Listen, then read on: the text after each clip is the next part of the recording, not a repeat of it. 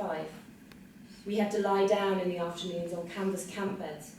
I competed at who pees highest up the wall in the boys, and was disappointingly too well built to qualify for free cod liver oil and malt.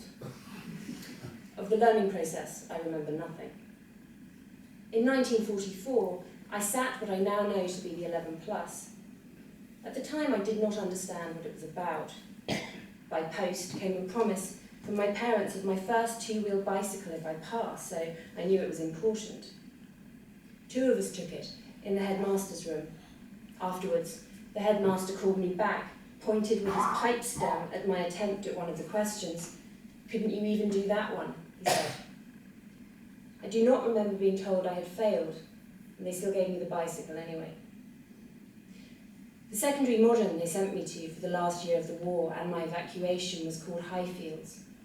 Here my form master was the teacher who meant most to me throughout the whole of my education, and his name, remarkably, was Prophet.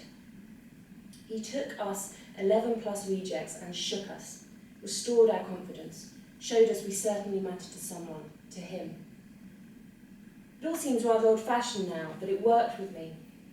I was now being stretched for the first time in my life, I think. No one had ever made me work before, had shown me what I could do, what I had in me. During the war, my parents had moved over the river from Hammersmith to Barnes. Hence, I was sent to Barnes County Modern Secondary School. All my previous prophet brightness was now displayed outside the classroom, in cleverness, in putting people down. This, I am sure, was because there was no teacher in the school to bring it out, to give me a reason to compete. The other kids seemed to accept they were bound to go on to dead-end jobs. After school, there followed 5 years of various accountancy jobs.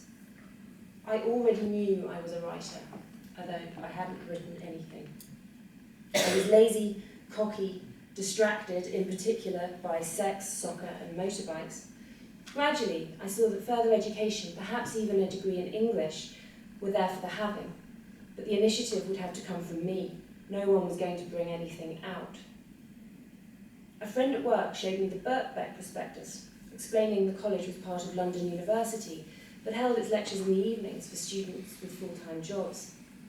I worked for an oil company in Kingsway during the day, and at 6 most evenings went to Birkbeck for 2 or 3 hours. I did English, Latin and history. I became secretary of the Literary Society, arranged a visit to the first production of Waiting for Godot, made friends I still have.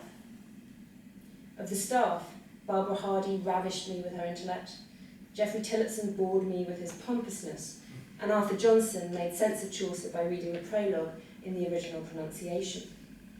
In the summer term, I applied to go as a full-time student to 2 London colleges, King's and University.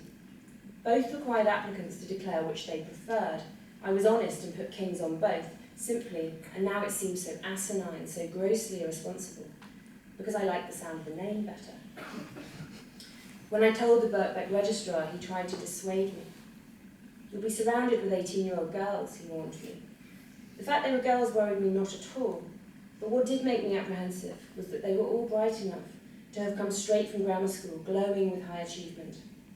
And the roundabout way I had joined them after my failure at 11 led me to believe I should have to work very hard indeed merely to stay in their company, let alone compete with them.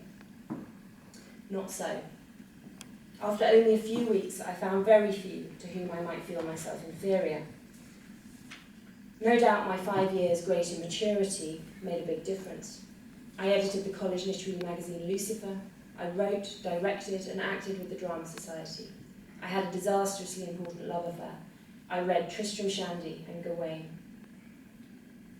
But the 3 years were unhappy and painful for me.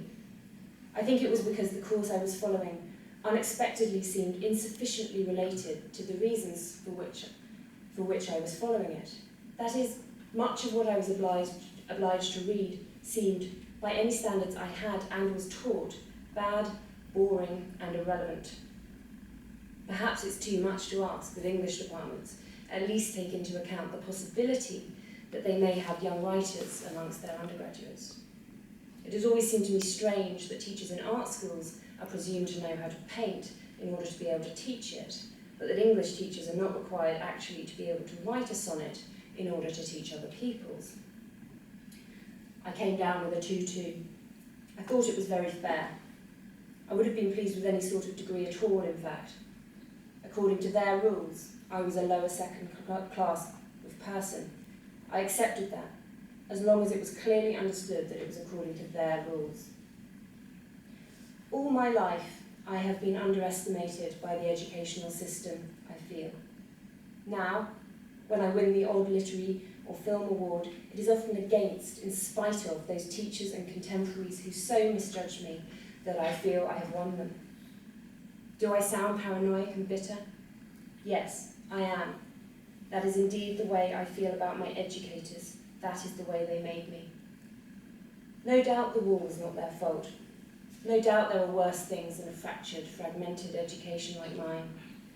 Perhaps the usual optimist is already contemplating a letter saying, but you did win through in the end. You did get the university education for which your mind qualified you. Obviously, I was university material in the end. Whether I was or not at 16 seems doubtful. I tried hard to be an accountant, to be what my education had fitted me for. Even now I have the marginal benefit of being able to touch-type this article. My new novel, Christy Mallory's Own Double Entry, leans very heavily on knowledge I gained in learning bookkeeping. The point is that very few people are writers, and thus able to make some positive use of virtually everything that happens to them, including the disasters, the chaos. What do the others do?